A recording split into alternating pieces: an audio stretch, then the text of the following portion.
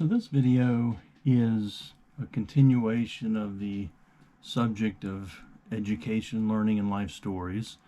And this will be more life stories from my childhood and into adulthood.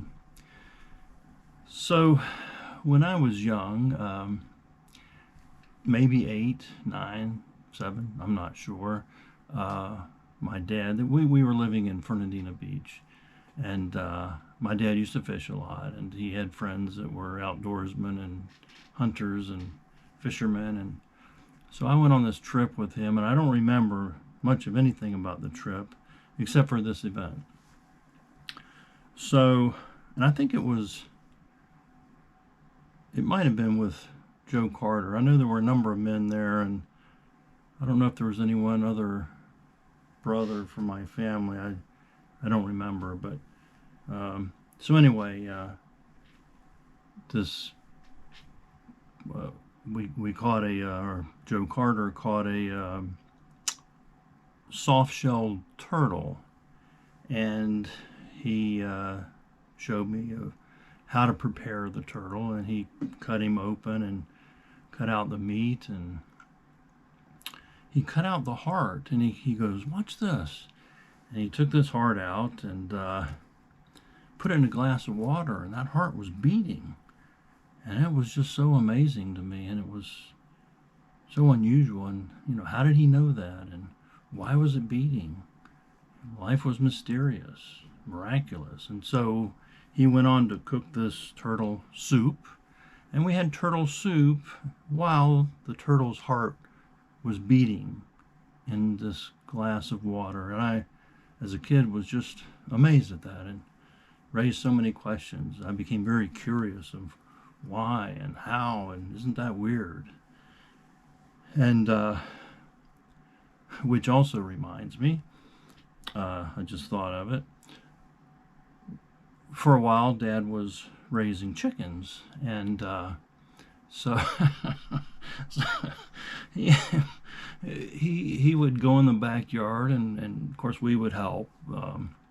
So he'd cut off these chickens' heads, and they literally would run around the yard without a head. And for some period of time, not just for seconds or minutes, it was for some period of time.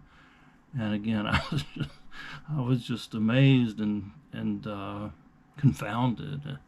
It was interesting. Another thing that Dad did, again on a fishing trip, and it may have even been the same one with the turtle.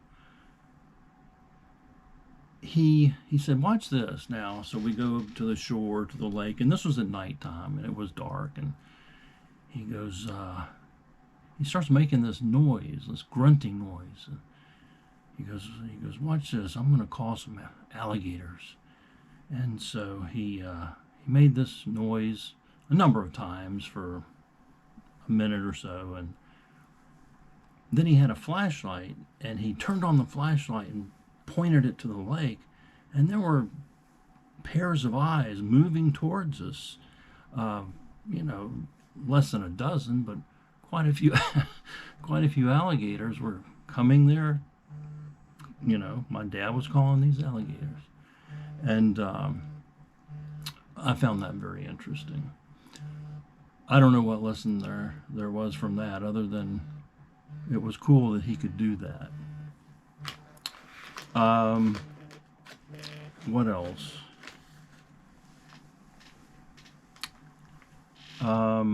Okay, so when I was 16, I was able to get a job at J.M. Fields. It's a department store like Kmart, and when I first started there, I worked in housewares, and back then they had these price checks at the cash registers, and so if the item was not marked with a tag showing the price, they would call somebody up and to give the cashier the price. So that happened pretty regularly. And when I first started there, I didn't know much about the prices, so I be called up, and I'd say, okay, let me go check, and I'll go check, and I give them the price, and maybe I was young or not aggressive enough, and they go, oh, are you sure? Are you sure? And I'd say, yeah, and I'll go get it if you want to. No, no, no. So then the next time they asked for a price check, and I went back and got the item and brought it up and said, yeah, yeah, here it is. It's $319. And okay, okay. So that got me to thinking, why did I have to have that item there? So the next time I had a price check, or I went up there and they asked, and I went back and checked, and I came back, and that's $249, and nobody questioned me. That was $249. So I thought, wow, that's interesting. What happens if I don't check the price and I lie? Is that gonna? Can you tell? So, so the next time I received a price check call, they showed me the item, and I went back, and I didn't check the price, and I came back, and I said, that's $1.29, and they didn't question it at all. And so then I went back and checked the item, and I tried to guess a little bit low, but to see how accurate I was. But it surprised me that no one questioned it at all. And so I tried it several more times. I would just pull up a number. I'd go back and spend a couple, minute or so, and I'd come back and declare, that's $5.49, and no one ever questioned me. And then I went back to actually checking the price, but that was my, you have to make work interesting. That was my curiosity at play.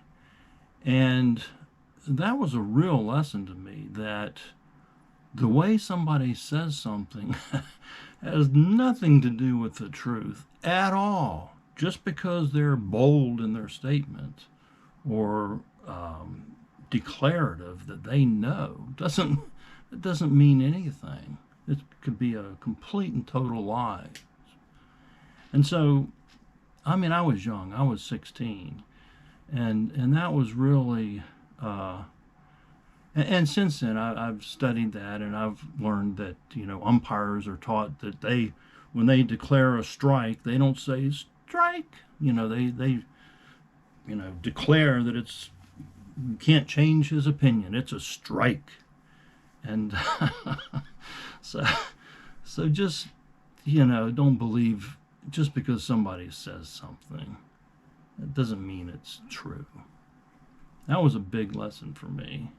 But I had to take a risk. I had to, play a game. I had to lie. But if you don't do that, you're not going to learn. That's how you learn.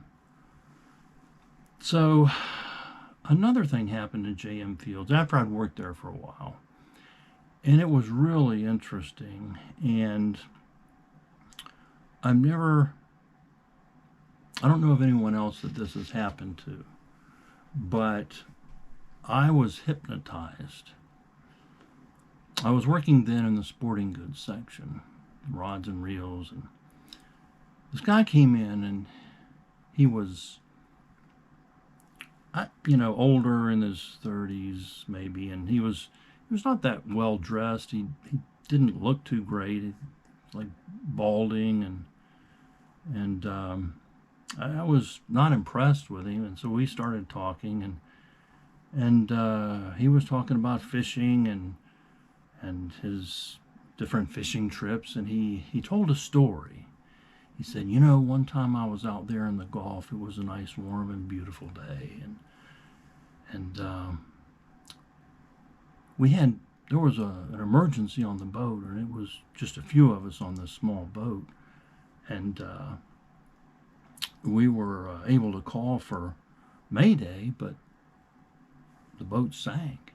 I was in the water, and fortunately I had a life jacket on, but I was in the water, and I I was falling asleep. The water was warm and it was just rolling, and I was bobbing in the water, and I fell asleep, and then I felt at the tip of my nose, I felt like a cattail, hitting my nose back and forth, back and forth.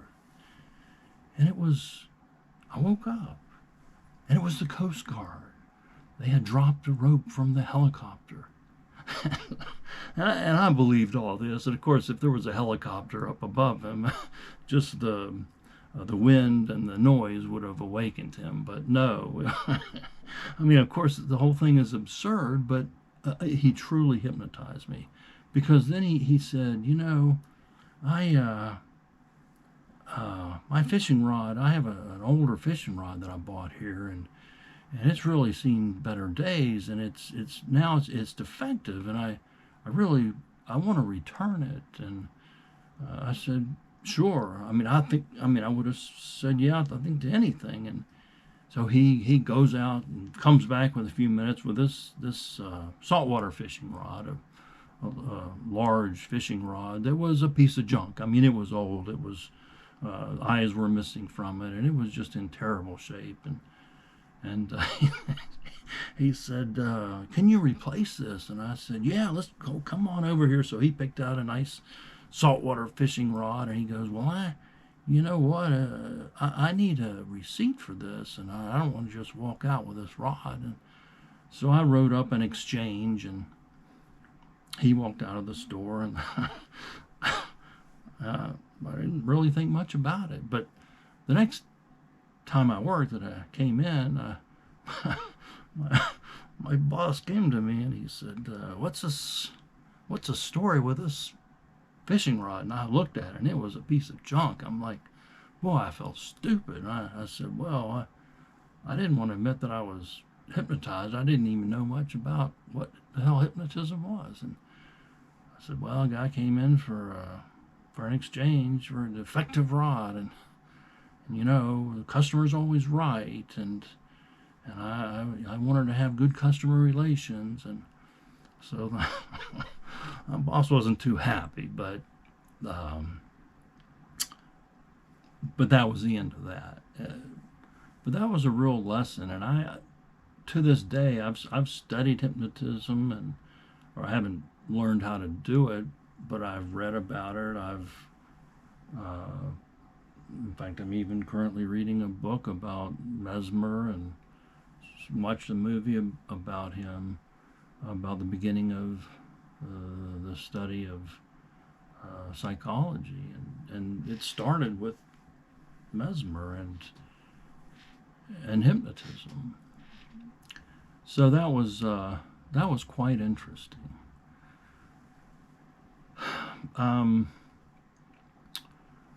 So what other stories do I have here? Let's see, J.M. Fields.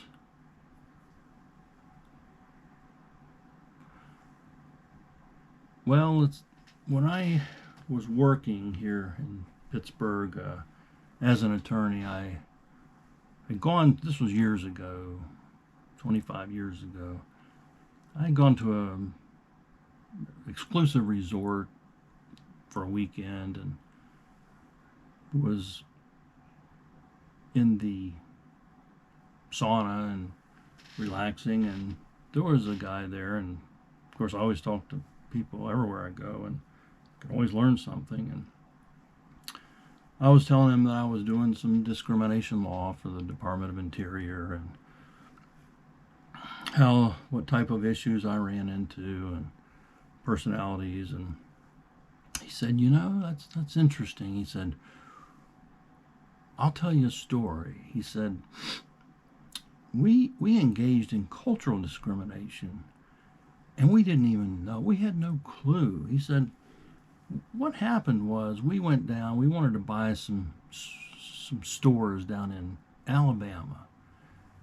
So we purchased 3 stores, and we sent our top managers down there, and they interviewed these employees and managers, and we thought they were stupid. He said, boy, we thought they were just terrible. He said they they talk slow and they walk slow and they joked with their employees and they laughed and and we thought they were incompetent. And so, we fired them all and brought in our, highly educated specialists and to manage those stores. And it was a disaster. He said the employees hated them, and the employees would not work for them. They would sabotage stuff. He said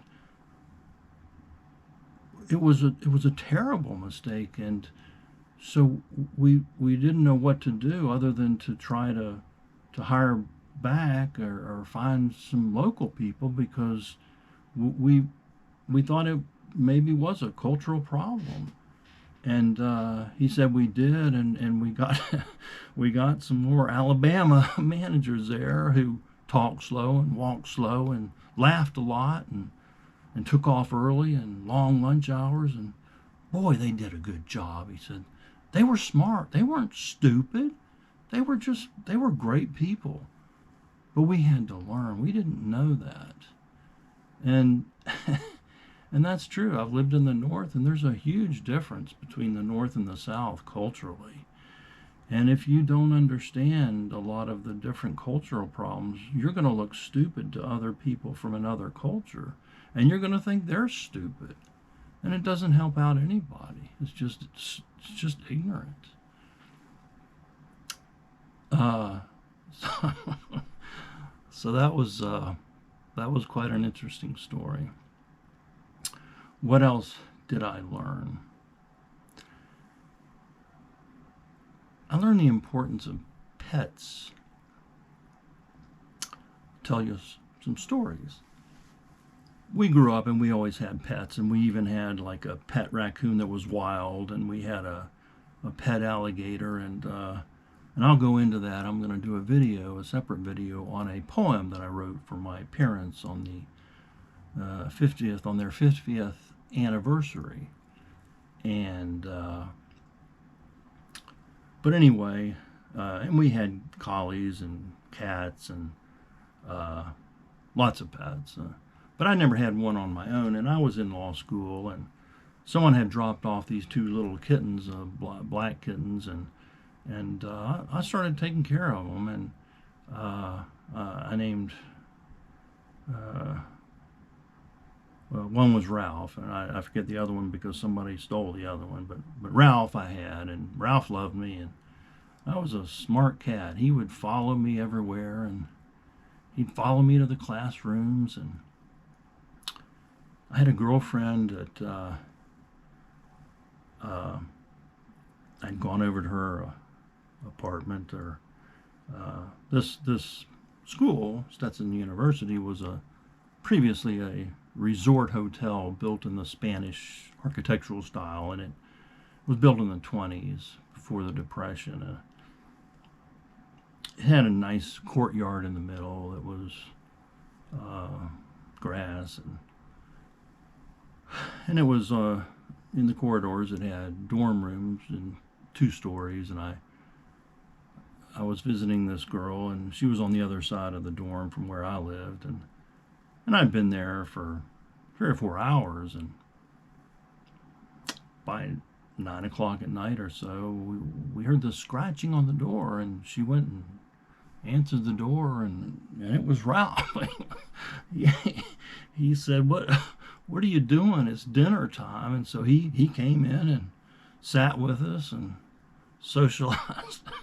And then I went back and fed Ralph. And you learn empathy, and you learn how to care for pets, which translates to caring for everything and everybody as well, if you learn that. And another time, another story about Ralph. So I had gone home for Christmas break or spring break, and I was gone maybe a week. I had a friend taking care of Ralph. So the school was in St. Petersburg, and I lived in Daytona, and so that's about a 4-hour drive. And so I was driving back to campus after vacation, and I really missed Ralph, and I had a girlfriend too, and I missed her too, but I thought, wow, I think I missed Ralph more. So I thought, well, that's not something I want to mention to her. We didn't get married. It didn't work out, but so I arrived at campus, and I was walking to the campus, and from the far side of that courtyard, which was maybe 80 yards, Ralph came running to me and stopped there, and when he reached me, and that was just very touching. It was very cool. And I had Ralph for many, many years until he died, and he was just a fine cat. He was awesome. Pets are good. What other stories?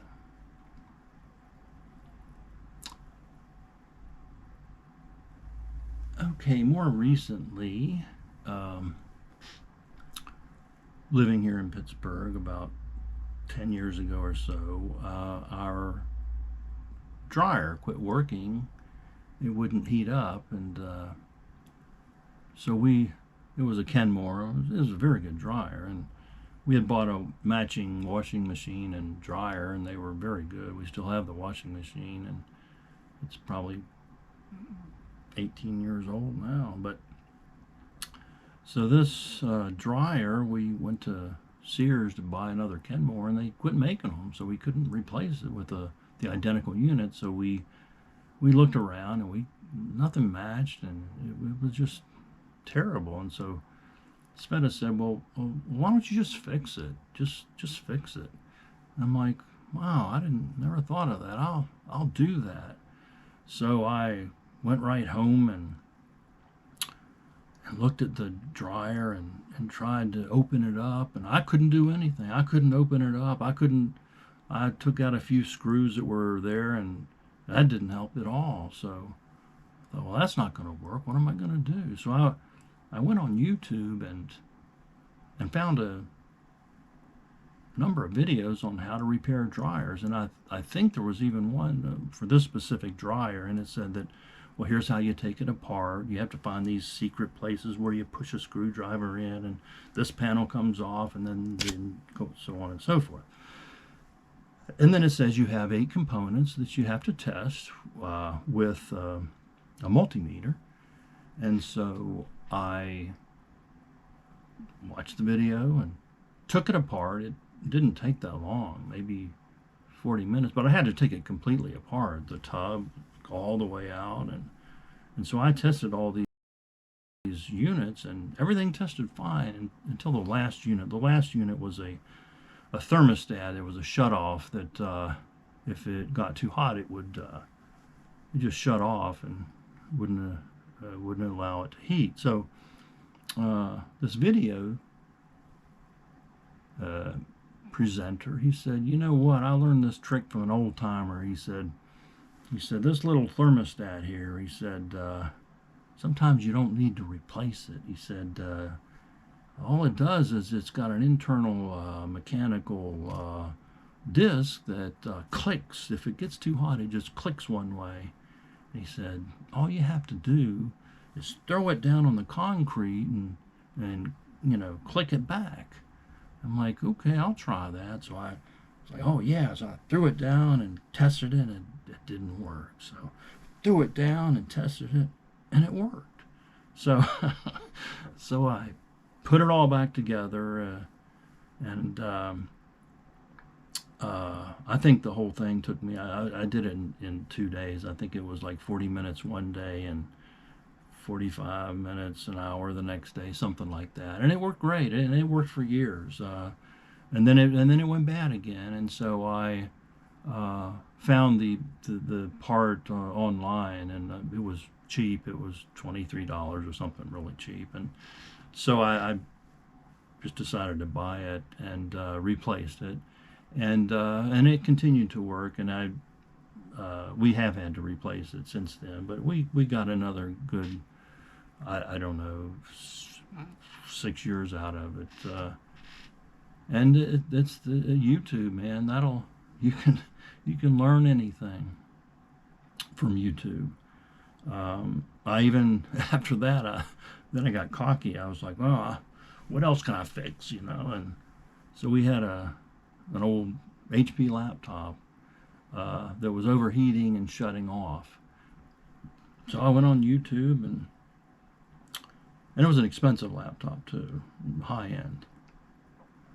And I went on YouTube, and it said to replace the heat sink grease and replace the fan and clean out all the dust. And I think that was it. So I ordered a fan, ordered the grease. It was like $5 for the grease and $18 for the fan, $20, I don't know. So I took it all apart and replaced these items, and it worked great. It worked for another, I don't know, 5 years or whatever. And so it's just really cool. If you have to be patient. You can't rush through anything. You have to watch the video and be patient, and you can get it done. So it's cool. It's a life lesson. So what else?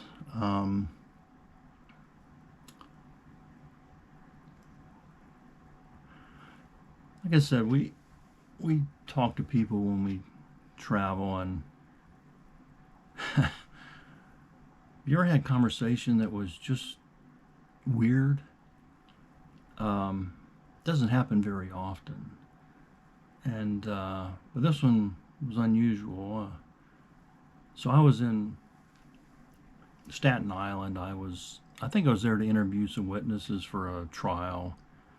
I don't think it was a trial that I was doing, but I was there on Staten Island, and they have the free Staten Island ferry, and Sveta had gone.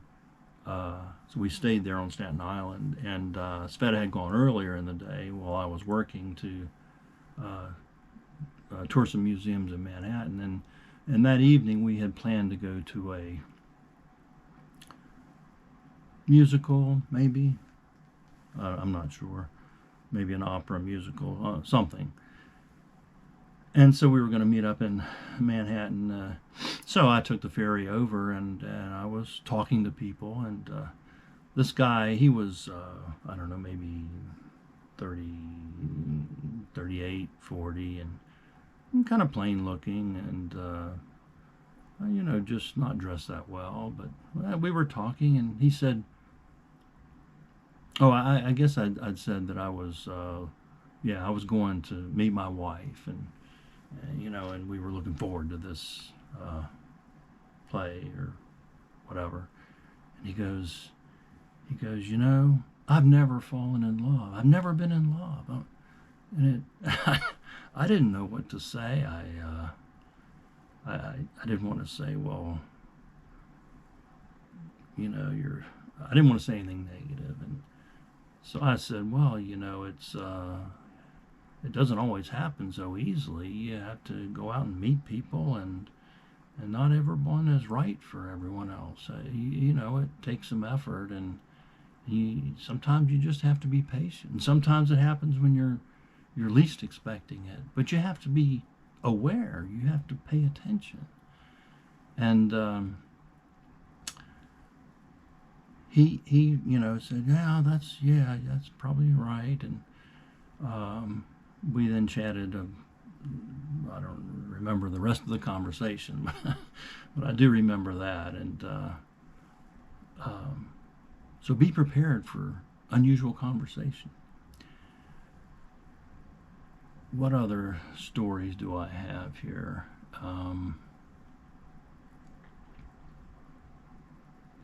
Oh, yeah. Okay, so when I was young, again, this has to do with fishing and my dad. So we were going to go, and this was when we were living in Daytona, and I was 12, maybe 13. So we were going to go fishing, and I think it was me and one or two other brothers, I don't recall. But so I wanted to make fudge before we went, so we would have, because I think we were going to be gone for a couple days. And so I wanted to get that started and start making the fudge. And Dad was, he wanted to get going, and he was complaining about it. I said, well, it's not ready yet. And if you've ever made fudge, you know that it's not ready until you drop that ball of fudge into water, and it's a nice solid piece of fudge. It doesn't fall apart. Well, I thought it might be ready, and so I put it in a round pie pan and took it with me out to the car, nice and hot, and put it on the front seat. I think it was a Ford station wagon, and maybe it was a Chevy. I don't remember. And we were driving to Lake Bryant, and Dad had to get out of the car. We stopped at a gas station to clean the windshield. Maybe that was love bug season. I don't remember. Or to get gas, and he looked at the front seat, and of course a pie pan, it doesn't sit perfectly level on a seat. It sits backward, and of course the fudge wasn't ready, and so this fudge was was like a lava flow down the back of the pan into the seat and through the crack of the seat onto the floor. And he lost his temper. He was upset. He was he was in the Marines in Korea, and he knew how to cuss, and before he went through a religious experience, which I'll talk about in the next video with the poem. But so he was upset, and so we cleaned it up, and it wasn't quite easy, or but I mean, I guess we had a good trip after that. I don't even remember, but I do remember that. And then another time, again fishing. I generally never gone fishing with my dad, by just the two of us in his boat, his small little boat, not the ocean boat. And so I said, why don't we? And again, I was young, 13 or 14. I was old enough to paddle and drive the motor and run the trolling motor. And so he said, oh yeah, why don't we plan on a fishing trip to Tomoka Creek? And so we talked about it and planned it and talked about it and planned it. And he was, he loves his fishing. And so we get out there, and we get in the boat and get on the water, and I'm in the back, and he's in the front with his fishing pole, and he's directing me where to go. And it was a little bit windy that day, and he started getting pissed off. As damn this, what the MF that, and what the hell are you doing? After about, I don't know, 10 minutes or 15 minutes of that, I'm like, are we? I didn't say anything. It's like, are we having fun yet? And kind of turned me off of fishing. I used to do more deep sea fishing when I was younger, which I enjoyed quite a bit. But I'm not really been that enthusiastic about freshwater fishing, and gee, I wonder why. But I have been fishing. I up here in Pennsylvania, I've caught bass and lots of brim, and cooked them up and ate them, and it was good. It was fun. And but I think there's that memory in the back of my mind. So, um, so those are the stories that I have about learning and life lessons that have helped me. And so next time you get somebody tries to hypnotize you, or they complain about uh, never being in love, uh, or about cultural discrimination, uh, maybe you'll be able to uh, discuss it at length with them. So thanks for watching.